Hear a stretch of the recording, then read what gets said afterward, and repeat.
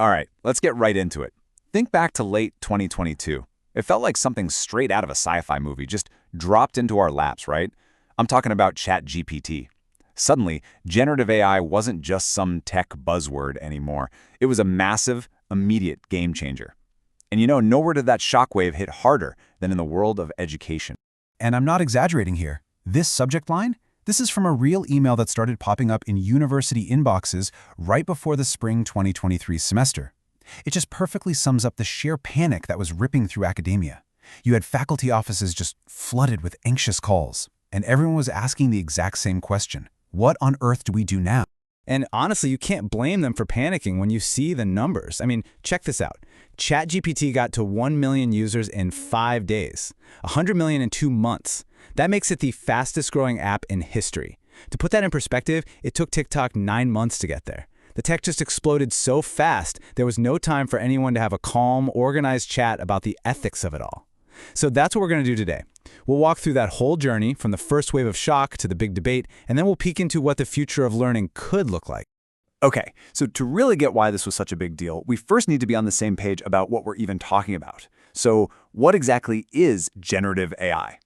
Well, putting it simply, it's a kind of AI that doesn't just analyze data, it creates brand new stuff.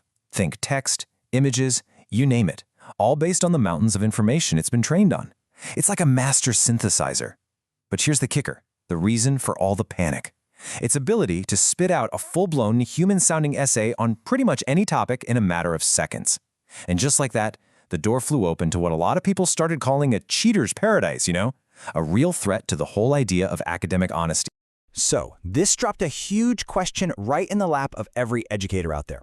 They were at a major crossroads. Do you try to ban this powerful new thing completely, or do you somehow find a way to embrace it as a learning tool? And you had two very clear camps forming. On one side, folks were saying, ban it. It's the ultimate cheating machine, a total threat to academic integrity. But the other side came back with a pretty strong point. Good luck trying to ban it. I mean, it's basically impossible. One person said it's like trying to ban Wikipedia or even spell check. All you do is kick off this escalating arms race between tech-savvy students and their teachers. So instead, they argued why not use it as an opportunity, a chance to build the kind of critical thinking skills students really need out there in the real world. And right there, that's when you start to see the whole conversation shift. The focus started moving away from what are we losing to, hey, what could our students actually gain here? It became less about preventing cheating and more about harnessing this tech to give students the skills they're going to need to survive and thrive in a world that's, well, full of AI. Okay, so that all sounds good in theory, right? But what does it actually look like in a real classroom? Let's take a look inside and see how this whole threat tool idea is actually playing out. Well, one of the first things everyone realized is that getting good results from an AI isn't just about typing in a question. It's a real skill. You have to learn how to talk to the machine. So now educators are teaching frameworks like this one, called Scribe, to help students write way better prompts. It's a step-by-step thing. You specify a role for the AI, like, hey, act like you're Albert Einstein. Then you give it context, assign it a responsibility or a job to do, give it clear instructions, you banter back and forth with it to get better answers, and at the end, you ask it to evaluate the conversation. See, it's a whole process for turning a basic question into a real deep learning experience. And it's not just the techniques that are getting better, the tools themselves are evolving at a wild pace. So over here on the left, you've got a text conversation with an AI tutor about naval history, which is already pretty cool, right? But now, look at the right. With just a simple written prompt, that same kind of tech can now create a whole animated video, complete with a character and a script. We've jumped from just text to custom-made videos in what feels like the blink of an eye. It's incredible. And it's not just about videos either. The AI toolbox for teachers is just exploding. We're talking AI-made podcasts, interactive audio chats for things like practicing a sales pitch, simulations for learning a new language, and get this, even AI digital twin teachers that can give a lecture in a dozen different languages. The possibilities are just getting bigger and bigger. Of course, it's not all smooth sailing. With all this amazing new power comes a whole new set of challenges.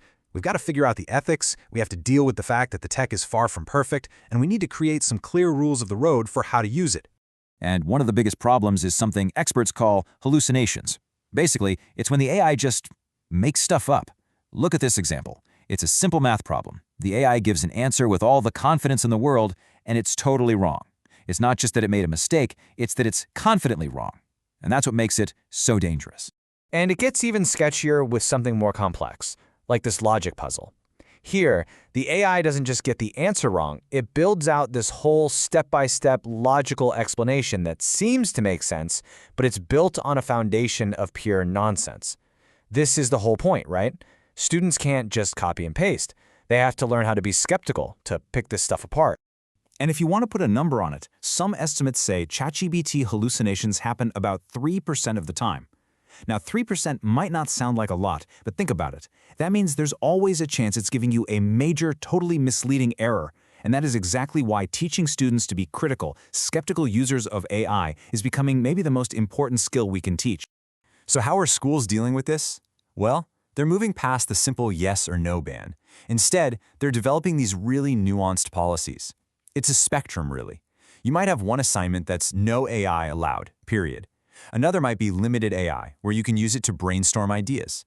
And then you could have a full AI assignment, where the whole point is to grade you on how well you can use the tool, how good your prompts are, and how well you put it all together. All right, so we've been through the initial panic, we're working through the challenges. So what's next? Where's all this headed? Let's wrap things up by jumping forward in time a bit and imagining what a day in the life of a student could look like, say, in the year 2040. Okay, picture this. It's 6:30 in the morning. A student, let's call her Alex, isn't woken up by some loud, annoying alarm. Nope, her wearable AI assistant gently wakes her at the absolute perfect moment in her sleep cycle, so she starts the day feeling refreshed and ready to go. Meanwhile, across town, her professor is starting his day too.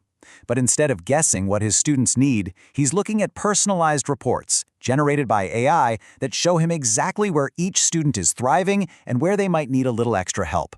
He can literally tailor the day's lesson before anyone even walks into the classroom. Fast forward to 10 a.m. Alex is in class, and they're having a big debate. But it's not just chaos. There is an AI moderator in the room, providing real-time fact checks, and even suggesting interesting new questions to keep the conversation deep and on track. And then later that afternoon, the professor isn't just teaching, he's creating. He's actually collaborating with an AI curriculum designer, brainstorming entirely new projects and ways to teach. The AI here isn't just a search engine, it's a creative partner. So what's the end result of a day like this? It's not just about being more efficient. It's about a truly personalized education. Students aren't stuck on some one-size-fits-all assembly line anymore. They can dive into topics in ways that actually connect with their passions, their strengths. The whole game shifts from just memorizing facts to actually mastering skills. And all of this leads us to one last really big question.